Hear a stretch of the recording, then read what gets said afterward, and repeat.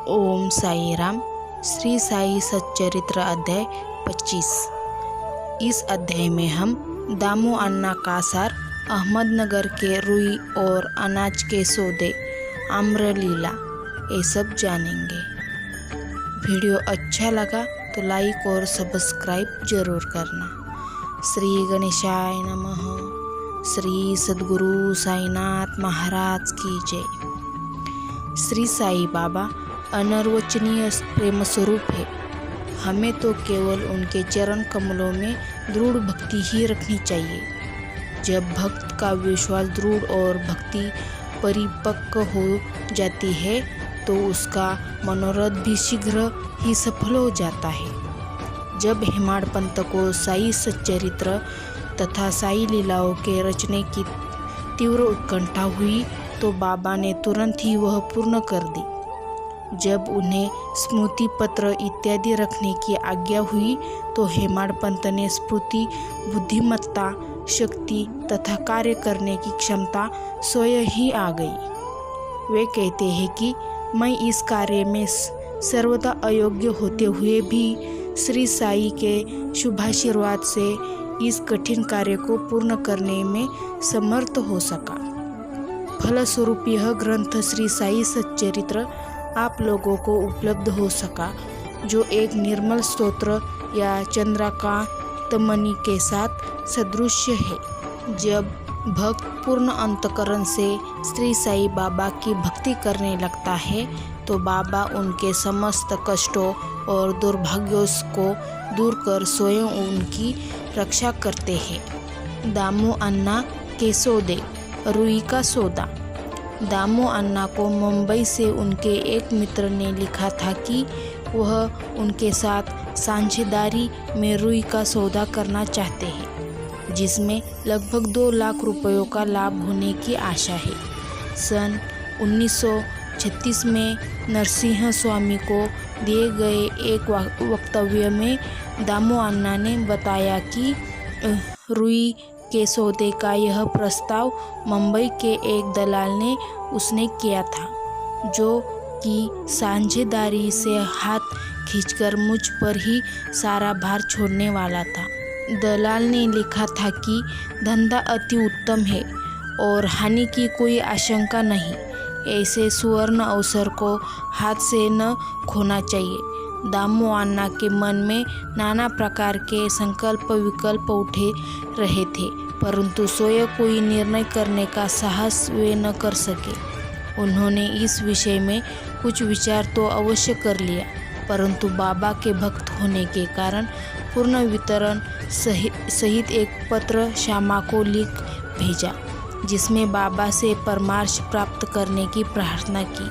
यह पत्र श्यामा को दूसरे ही दिन मिल गया, जिसे दोपहर के समय मस्जिद में जाकर उन्होंने बाबा के समक्ष रख दिया। श्यामा के से बाबा ने पत्र के संबंध में पूछताछ की। उत्तर में श्यामा ने कहा कि अहमदनगर के दामू अन्ना कासार आपसे कुछ आज्ञा प्राप्त करने की प्रार्थना कर रहे थे। बाबा ने पूछा कि वह इस पत्र में क्या लिख रहा है और उसने क्या योजना बनाई है। मुझे तो ऐसा प्रतीत होता है कि वह आकाश को छूना चाहता है। उसे जो कुछ भी भगवत कृपा से प्राप्त है वह उससे संतुष्ट नहीं है। अच्छा पत्र पढ़कर तो सुनाओ, श्यामा ने कहा। जो कुछ आपने अभी कहा वही तो पत्र में भी लिखा हुआ है। हे देवा, आप यहाँ तो शांति और स्थिर बैठकर भी भक्तों को उद्घटित कर देते हैं, और जब वे अशांत हो जाते हैं तो आप उन्हें आकर्षित कर किसी को प्रत्यक्ष को किसी को पत्रों द्वारा यहाँ खींच लेते हैं। जब आपको पत्र का आशय विदित ही है तो फिर मुझे पत्र पढ़ने का क्यों विशेष कर रहे हैं। बाबा कहने लगे कि श्यामा, तुम तो पत्र पढ़ो, मैं तो ऐसे ही अनाप शनाप बकता हूँ, मुझ पर कौन विश्वास करता है। तब श्यामा ने पत्र पढ़ा और बाबा उसे ध्यानपूर्वक सुनकर चिंतित हो कर कहने लगे कि मुझे ऐसा प्रतीत होता है कि दामू अन्ना पागल हो गया है। उसे लिख दो कि उसके घर किसी वस्तु का अभाव नहीं है, इसलिए उसे आधी रोटी में ही संतोष कर लाखों के चक्कर से दूर ही रहना चाहिए। श्यामा ने उत्तर लिखकर भेज दिया, जिसकी प्रतीक्षा उत्सुकतापूर्वक दामू अन्ना कर रहे थे। पत्र पढ़ते ही लाखों रुपयों के लाभ होने की उनकी आशा पर पानी फिर गया। उन्हें उस समय ऐसा विचार आया कि बाबा से परामर्श कर उन्होंने भूल की है, परंतु श्यामा ने पत्र में संकेत कर दिया था कि देखने और सुनने में फर्क होता है, इसलिए श्रेयस्कर तो यही होगा कि स्वयं शिरडी आकर बाबा की आज्ञा प्राप्त करो। बाबा से स्वयं अनुमति लेना उचित समझकर वे शिरडी आए। बाबा के दर्शन कर उन्होंने चरण सेवा की, परंतु बाबा के सन्मुख सौदे वाली बात करने का साहस वे न कर सके। उन्होंने संकल्प किया कि यदि उन्होंने कृपा कर दी तो इस सौदे में से कुछ लाभ उन्हें भी अर्पित कर दूंगा। यद्यपि यह विचार दामू अन्ना बड़ी गुप्त रीति से अपने मन में कर रहे थे, तो भी त्रिकालदर्शी बाबा से क्या छिपा रह सकता है। बालक तो मिष्टान मांगता है, परंतु उसकी माँ उसे कड़वी ही औषधि देती है, क्योंकि मिठाई स्वास्थ्य के लिए हानिकारक होती है, और इस कारण वह बालक के कल्याणार्थ उसे समझा बुझाकर कड़वी औषधि पिला दिया करती है। बाबा एक दयालु माँ के समान थे। वे अपने भक्तों का वर्तमान और भविष्य जानते थे, इसलिए उन्होंने दामू अन्ना के मन की बात जानकर कहा कि बापू, मैं अपने को इन सांसारिक झंझटों में फंसाना नहीं चाहता। बाबा की अस्वीकृति जानकर दामू अन्ना ने यह विचार त्याग दिया। अनाज का सौदा। तब उन्होंने अनाज, गेहूँ, चावल आदि अन्य वस्तुओं का धंधा आरंभ करने का विचार किया।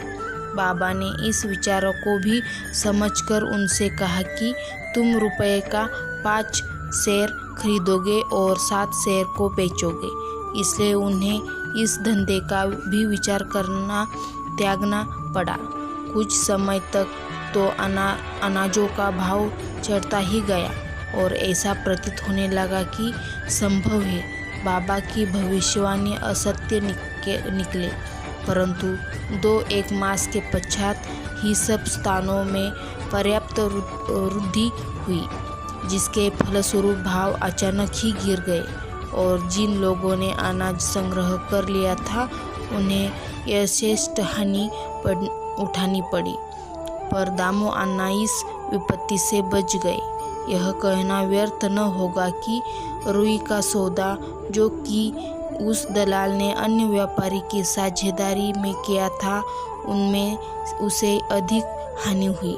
बाबा ने उन्हें बड़ी विपत्तियों से बचा लिया है। यह देखकर दामू अन्ना का साईं चरणों में विश्वास दृढ़ हो गया और वे जीवन पर्यंत बाबा के सच्चे भक्त बने रहे। आम्रलीला। एक बार गोवा के एक मामलतदार ने, जिनका नाम राले था, लगभग 300 आमों का एक पार्सल श्यामा के नाम शिरडी भेजा। पार्सल खोलने पर प्रायतः सभी आम अच्छे निकले। भक्तों ने उनके वितरण का कार्य श्यामा को सौंप गया। उनमें से बाबा ने 4 आम दामू अन्ना के लिए पृथक निकाल कर रखे थे।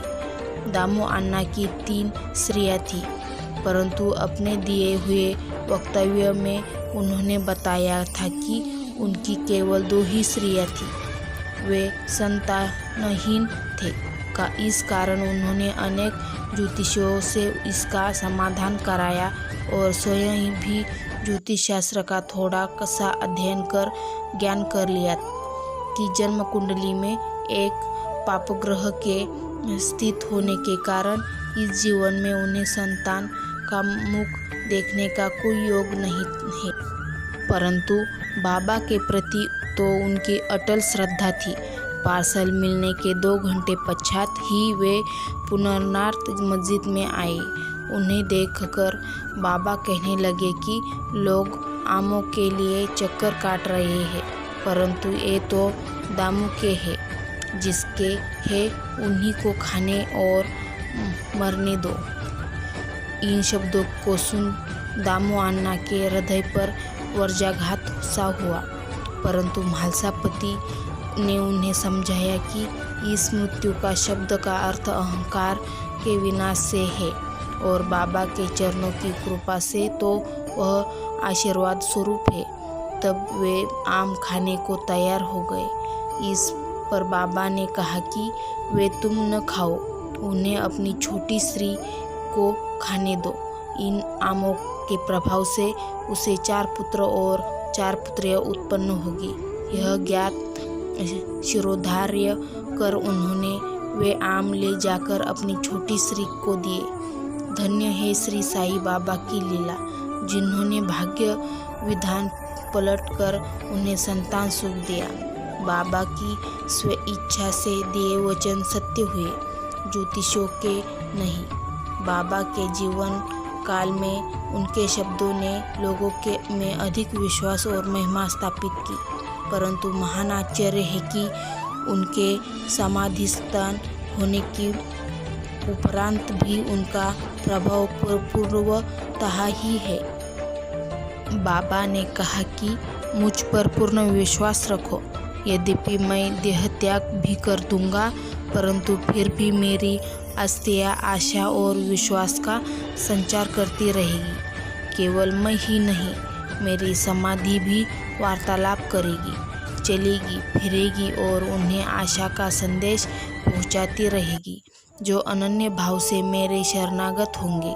निराश न होना कि मैं तुमसे विदा हो जाऊंगा। तुम सदैव मेरी अस्थियों को भक्तों के कल्याणार्थ ही चिंतित पाओगे। यदि मेरा निरंतर स्मरण और मुझ पर दृढ़ विश्वास रखोगे तो तुम्हें अधिक लाभ होगा। प्रार्थना। एक प्रार्थना कर हेमाड़ पंत यह अध्याय समाप्त करते हैं। हे सद्गुरु साई, भक्तों के कल्पतरु, हमारी आपसे प्रार्थना है कि आपके अभय चरणों की हमें कभी विस्मृति न हो। आपके श्री चरण कभी भी हमारी दृष्टि से ओझल न हो। हम इस जन्म मृत्यु के चक्र से संसार में अधिक दुखी है। अब दया कर इस चक्र से हमारा शीघ्र उद्धार कर दो। हमारी इंद्रियां जो विषय पदार्थों की ओर आकर्षित हो रही है, उनकी बाह्य प्रवृत्ति से रक्षा कर उन्हें अंतर्मुखी बना कर हमें आत्मदर्शन के योग बना दो। जब तक हमारी इंद्रिया के ब्रह्ममुखी प्रवृत्ति और चंचल मन पर अंकुश नहीं है, तब तक आत्म साक्षात्कार भी हमें कोई आशा नहीं है। हमारे पुत्र और मित्र कोई भी अंत में हमारे काम न आएंगे। हे साई, हमारे तो एकमात्र तुम ही हो जो हमें मोक्ष और आनंद प्राप्त करोगे।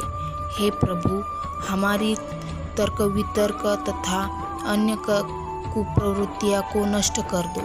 हमारी जिद्द सदैव तुम्हारे नाम स्मरण का स्वाद लेती रहे। हे साई, हमारे अच्छे बुरे सब प्रकार के विचारों को नष्ट कर दो। प्रभु, कुछ ऐसा कर दो कि जिसमें हमें अपने शरीर और गृह में आसक्ति न रहे। हमारा अहंकार सर्वथा निर्मल हो जाए और हमें एकमात्र तुम्हारे ही नाम की स्मृति बनी रहे तथा शेष सबका विस्मरण हो जाए। हमारे मन की अशांति को दूर कर उसे स्थिर और शांत करो। हे साई, यदि तुम हमारे साथ हाथ अपने हाथ में ले लोगे तो अज्ञान रूपी रात्रि का आवरण शीघ्र दूर हो जाएगा और हम तुम्हारे ज्ञान प्रकाश में सुख पूर्वक विचरण करने लगेंगे। यह जो तुम्हारा लीलामृत पान करने का सौभाग्य हमें प्राप्त हुआ तथा जिसने हमें अखंड निद्रा से जागृत कर दिया है, यह तुम्हारी ही कृपा और तुम्हारे गत जन्मों के शुभ कर्मों के ही फल है। विशेष। इस संबंध में श्री दामू अन्ना के उपरोक्त कथन को उद्घाटित किया जाता है, जो ध्यान देने योग्य है। एक समय जब मैं अन्य लोगों के सहित बाबा के श्री चरणों के समीप बैठा था, तो मेरे मन में 2 प्रश्न उठे। उन्होंने उनका उत्तर इस प्रकार दिया। जो जन सामुदायिक श्री साई के दर्शनार्थ शिरडी आता है, क्या उन सभी को लाभ पहुंचता है? इसका उन्होंने उत्तर दिया कि बोर लगे आम वृक्ष की ओर देखो। यदि सभी बोर फल बन जाए तो आमों की गणना भी न हो सकेगी। परंतु क्या ऐसा होता है? बहुत से बोर झर कर गिर जाते हैं। कुछ फले और बड़े भी हो तो आंधी के झकारों से गिरकर नष्ट हो जाते हैं और उनमें से कुछ थोड़े ही शेष रह जाते हैं। दूसरा प्रश्न मेरे स्वयं के विषय में था। यदि बाबा ने निर्वाण लाभ कर लिया तो मैं बिल्कुल ही निराश्रित हो जाऊंगा, तब मेरा क्या होगा? इसका बाबा ने उत्तर दिया कि जब और जहाँ भी तुम मेरा स्मरण करोगे तो मैं तुम्हारे साथ ही रहूँगा। इन वचनों को उन्होंने सन 1918 में के पूर्व भी निभाया और सन 1918 के पश्चात आज भी निभा रहे हैं। वे अभी भी मेरे साथ रहकर मेरा पथ प्रदर्शन कर रहे हैं। यह घटना लगभग सन 1910-11 की है। उसी समय मेरा भाई मुझसे पृथक हुआ और मेरी बहन की मृत्यु हो गई। मेरे घर में चोरी हुई और पुलिस जांच पड़ताल कर रही थी। इन्हीं सब घटनाओं ने मुझे पागल सा बना दिया था। मेरी बहन का स्वर्गवास होने के कारण मेरे दुख का रारावार न रहा और जब मैं बाबा की शरण गया तो उन्होंने अपने मधुर उपदेशों से मुझे सांत्वना देकर अप्पा कुलकर्णी के घर पूरन पूली खिलाई तथा मेरे मस्तक पर चंदन लगाया। जब मेरे घर चोरी हुई और मेरे ही एक 30 वर्षीय मित्र ने मेरी स्त्री को गहनों का संदूक जिसमें मंगलसूत्र और नथ आदि थे चुरा लिए, तब मैंने बाबा के चित्र के समक्ष रुदन किया और उसके दूसरे दिन ही वह व्यक्ति स्वयं गहनों का संदूक मुझे लौटाकर क्षमा प्रार्थना करने लगा। श्री सद्गुरु साईनाथार्पणमस्तु। शुभम भवतु। वीडियो अच्छा लगा तो लाइक और सब्सक्राइब जरूर करना।